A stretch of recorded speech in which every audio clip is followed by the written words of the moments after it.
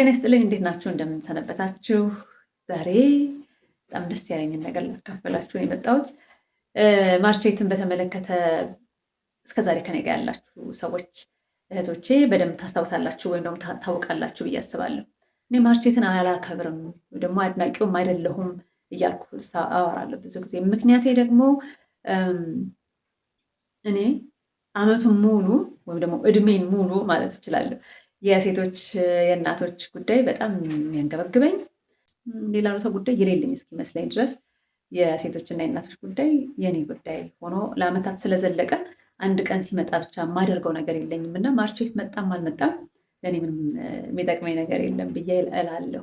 ግን ደግሞ ማርቼትን በተመለከተ በጣም ብዙ ተቋማት ለሰራተኞቻቸው የሚያዘጋጁት ፕሮግራም አለ እና እዛ ላይ የተጋበዝኩ በየአመቱ የተለያዩ ቦታዎች ላይ እሄዳለሁ። በቅርብ ጊዜ ልማት ባንክ ላይ ነበርኩኝ። የትራንስፖርት ሚኒስቴርም ከሰራተኞቹ ጋር ትንሽ ቆይታ አድርጌያለሁ።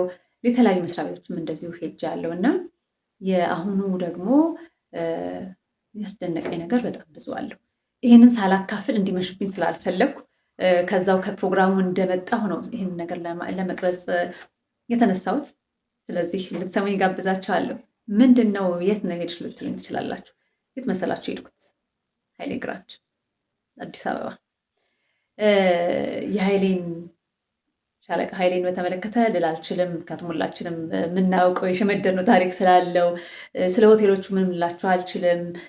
ስርዓታቸው፣ የስራ ባህላቸው አርባ ምንጭ ብትሄዱ፣ እዚህ አዲስ አበባ ያለው ጋር ብትመጡ፣ የትኛውም ጋር ብትሄዱ አንድ አይነት እንዴት ነው እንደዚህ ተመሳይ ሰዎችን አንድ አይነት የሆነ የስራ ባህል እንዲኖራቸው ያደረገው የሚለው ራሱ በጣም ነው የሚያስደንቀው። እና ይህ ስለዚህኛው ጉዳይ ላወራቸው አይደለም የመጣሁት።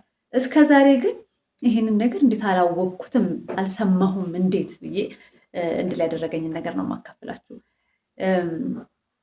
በጣም ብዙ ሴት ሰራተኞች አሉት ኃይሌ ግራንድ አዲስ አበባ ያለው ማለት ነው። እና ማኔጅመንትም ላይ በጣም ብዙ ሴቶች አሉ፣ ስራም ላይ በጣም ብዙ ሴቶች አሉ። ያስደሰተኝ ነገር በዚህ ምሽት የሰማሁት ነፍሰ ጡር የሆኑ እናቶች በቀን ውስጥ የእረፍት ሰዓት አላቸው። ጠዋት የገቡት 4 ሰዓት ላይ የሻይ ሰዓት አላቸው።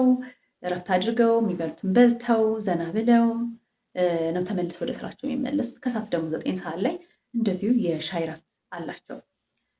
ሁሉንም ሰራተኞች ማለት እችላለሁ እዛ አካባቢ ያናገርኳቸው በሙሉ ደስተኞች ናቸው። በመውለዳቸው የሚሳቀቁ አይደሉም። ወይም ደግሞ ስወልድ የወሊድ ፈቃድ እንደዚህ ሆኖ በዚህ ወጥቶ ብለው የሚያሳስባቸው አይደሉም። በጣም ጥሩ ማኔጅመንት እንዳለ ለእናቶች በጣም በጣም ትልቅ ቦታ እንደሚሰጥ ያየሁበት ነው እና የሰራተኞቹን ፊት አይታችሁ ወይኔ ነው የምትሉት። በቃ መግባት ያለብኝስ እዚህ መስሪያ ቤት ነው ልትሉላ ትችላላችሁ። እዚህ ቦታ መስራት አለብኝ ሁሉ ልትሉ ትችላላችሁ። ግን ምንድን ነው መሰላችሁ የታየኝ እንደዚህ አይነት ተቋማት እንደዚህ አይነት ሆቴሎች በሆቴል ታሪክ ያለም አይመስለኝም። እንደው ድፍን አድርጎ ደግሞ የለም ማለት አይቻልም። እንደዚህ እንደ ኃይሌ ግራንድ የተደበቁ ደግሞ ቦታዎች ለሰራተኞቻቸው ብቻ የሚለፉ ሰራተኞቻቸውን ደስተኞች የሚያደርጉ ቤተሰብ የሚያደርጉ ስለ ቤተሰባቸው ግድ የሚላቸው ተቋማት ይኖራሉ። ደግሞ እዩልኝ የማይሉ ማለት ነው። አንዳንድ ጊዜ የሆነ ነገር ይደረግና ለአደባባይ በቃ ሁሉ ነገር ይነገራል፣ ግን ደግሞ ወደ ውስጥ ስንገባ የሚፈለገውን ያህል ላያገኙ ይችላሉ ሰራተኞቹ። ሌላ ደግሞ ተቋም እንደዚህ ውስጥ ብናርጎ በተግባር ስለ ሴቶች ስለ እናቶች ኬር አድርጎ ስለ ሰራተኞቹ ኬር አድርጎ የሚሰራ ደግሞ ተቋም አለ። ግን ይህልኝ ስሙልኝ ብሎ ደግሞ ከብሮ አያስመታም። ግን ደግሞ እንደዚህ አይነት ተቋማት ሲኖሩ እኛ መስማት አለብን። ምክንያቱም ጉዳያችን ብለን በየጊዜው የምንሰራ ሰዎች ማወቅ አለብን። ከዛ ደግሞ ሌሎች ተቋማት ይህንን ነገር እንዲወስዱት እንዲተገብሩት ደግሞ ቀላል መሆኑን ጥቅሙን እንዲያዩ። ምክንያቱም ለሰራተኛ የሚገባውን ጥቅማ ጥቅም የሚገባውን አክብሮት በመስጠትና ቤተሰብ በማድረግ ተቋማት ያተርፋሉ። ምክንያቱም ልባቸውን የሰጡ ታማኝ የሆኑ ሰራተኞች ስለሚኖራቸው ማለት ነው። ግን ደግሞ በቃ ህጉ ላይ ብቻ ትኩረት አድርገን ይሄ የስራ ሰዓት ነው፣ በዚህ ሰዓት ውጡ፣ እንደዚህ ግቡ፣ እንዲህ ማድረግ አይቻልም የሚለውን ነገር ደግሞ ጥብቅ ያለ ቦታ ደግሞ ስታዩት ሰራተኛው በቃ ያችን የስራ ሰዓት ላይ ብቻ ትኩረት አድርጎ ይሰራል። ከዛ ስለ መስሪያ ቤቱ እድገት ብዙ ግድ ላይሰጠው ይችላል እና እንደ ኃይሌ ግራንድ ያሉ ለሰራተኞቻቸው ግድ የሚላቸው በተለይ ለእናቶች በጣም ትክክለኛውን እንክብካቤ የሚሰጡ ተቋማት በጣም ሊመሰገኑ ሊበረታቱ ደግሞ የእነሱን ልምድ ሌሎች ሊወስዷቸውና ሊተገብሯቸው ይገባል ለማለት ምን የመጣሁት። በነገራችን ላይ እዚህ ማርቼትን በተመለከተ ሄጄ ንግግር ለማድረግ ተሞክሮዬን ለማካፈል ሲሄድ አንድ የቀረች መልእክት ነበረች። እሷን አልኩኝ ይሄ ለሀይሌ ግራንድ ዛሬ ለጋበዙኝ ከእኔ ጋር በጣም ጥሩ ቆይታ ላደረጉ አክብረው ደግሞ በስመ አብ አቀባበላቸው ልነግራችሁ አልችልም። እንዴ ሁሉ አቀባበል ምንድን ነው? እንደዚህ ይገባኛል እንዲ ምናምን ልትሉ ትችላላችሁ። የሚደንቀው ግን ለማንም ሰው እንደዚህ አይነት ክብር ያላቸው ሰዎች ናቸው ሀይሌ ግራንድ ውስጥ የምታገኙት። የስራ ባህላቸውም እንግዲህ አቀባበላቸውም የሚያስደንቅ ነው። ማርቼትን በተመለከተ እዛ ላሉት እናቶች፣ ሰራተኞች እዚህም የምትመለከቱኝ እንድትሰሙት የምፈልገውን አንድ መልዕክት ልንገራችሁና አበቃለሁ ቪዲዮ። ምን መሰላችሁ? ብዙ ጊዜ እኛ ውጤታማ መሆን አለመሆናችን የምንለካው ወይም ደግሞ በቃ አልተሳካልንም ብለን የምንለው ከሌሎች ሰዎች ጋር ራሳችን እያወዳደርን ነው። እንትና እኮ ከኔ እኩል ጀምረው እዚህ ደረሱ፣ እንትና እኮ እንደዚህ ሆኑ፣ እንደዚህ እንትና እንደዚህ ያደረገች፣ ይሄኛው እንዲሆን አብረን እንደዚህ ያደርገን፣ እኔ ደግሞ እንደዚህ ሆንኩ ብለን ነው የምንለው። እና ለዚህ ለማርቼት እንግዳ እንደሆንኩ እንዳወቅኩኝ በአይምሮ የመጣው አንድ ነገር መሰላችሁ? ዩሴን ቦልት አለ አይደል? ታውቁታላችሁ። የአጭር ርቀት ሯጭ ሻለቃ ኃይሌን ያው እንዳለ ነው። ሁለቱም ሯጮች ናቸው። ሁለቱም አሸናፊዎች ናቸው። ሁለቱም ውጤታማ ናቸው። ግን ኃይሌ የሚሮጠው ሩጫ 3000 ነው፣ 5000 ነው፣ 10000 ነው አይደለ? የረጅም ርቀት ሯጭ ነው። ዩሴን ቦልት ደግሞ የአጭር ርቀት ሯጭ ነው። ትራኩ አንድ አይነት ነው። ምናልባት የሄዱበት ሀገር አንድ አይነት ሊሆን ይችላል። አንድ ውድድር ብቻ ራሱ ብናስበው በተመሳሳይ ትራክ ሊሮጡ ይችላሉ። ከዛ ሁለቱም አሸናፊዎች ነው ይሆናሉ። ዩሴን ቦልት በ100 ሜትር ስላሸነፈ ኃይሌ በ10,000 ሜትር ስላሸነፈ ልዩነት አላቸው ማለት አይደለም።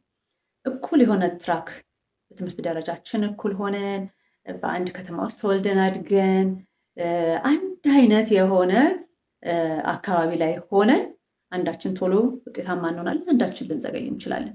ስለዚህ ሩጫችን አጭርም ርቀት ሊሆን ይችላል፣ ረጅም ርቀትም ሊሆን ይችላል። ዋናው ነገር የያዝነውን ሩጫ እናሸንፈዋለን፣ ማሸነፋችን ነው።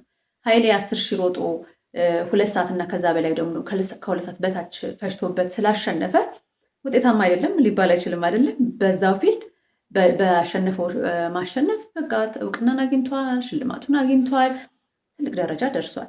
ዩሴን 100 ሜትር ከአንድ ደቂቃ ባነሰ ወይም ደግሞ ከአንድ ደቂቃ በበለጠ ኤግዛክትሊ ደቂቃውን አላውቀው ስላሸነፈ እሱ ብቻ ነው አሸናፊ ሊባል አይችልም። ስለዚህ እኛ እንደነዚህ ሩጫዎች የኑሮ ሁኔታችን የስኬታማነታችን በዚህ መለካት እንችላለን። 42 ኪሎ ሜትር የሚሮጡት ረጅም ርቀት ነው አይደለ? 42 እና 100 አነጻጽሩ። ከዛ ግን ሁለቱም አሸናፊዎች ተብለው ይሸለማሉ። ስለዚህ የሁላችንም ጉዞ የሁላችንም ውድድር ምናልባት ትራኩም ሁሉም አይነት ነገር አንድ አይነት እንኳን ሆኖ ሊረዝምና ሊያጥር ይችላል። ስለዚህ እናቶች ቤት ሆናችሁ ስራችሁን እየሰራችሁ ከልጆቻችሁ ጋር እየታገላችሁ እየተማራችሁ ያላችሁ እናቶች በሙሉ ለምን እኔ አሁን እዚህ ጋር አልደረስኩም ብላችሁ አትበሉ። ምናልባት የእናንተ 3,000 ሊሆን ይችላል፣ የእነሱ 100 ሆኖ ሊሆን ይችላል። ምናልባት የእናንተ 10,000 ሆኖ ሊሆን ይችላል፣ የሌሎቹ 200 ሆኖ ሊሆን ይችላል። ምናልባት የእናንተ 42 ኪሎ ሜትር ሆኖ ሊሆን ይችላል፣ የሌሎቹ ደግሞ 10,000 ሜትር ሆኖ ሊሆን ይችላል። ስለዚህ እናሸንፋለን፣ የምንደርስበት ቦታ እንደርሳለን። አሁን ያለንን ነገር እያጣጣምን እየተደሰትን እያመሰገንን ለዛ የኛ የሩጫ ገደብ ላይ ስንደርስ የምንፈልገውን ነገር እናገኛለን። ባለንበት ቦታ በታማኝነት በቆራጥነት እና ደግሞ ኮንሲስተንት በመሆን ስራችንን እንስራ ለማለት ፈልጋለሁ። ይህን መልዕክት ላስተላልፍላቸው የመጣሁት ስትሰሙ ስታዩት በሀሳቡ ከተስማማችሁ ደግሞ ለሚመለከተው እንደሚሆን አድርጉ ትላለሁ። ሰላም ሁኑ። እግዚአብሔር ይስጥልኝ።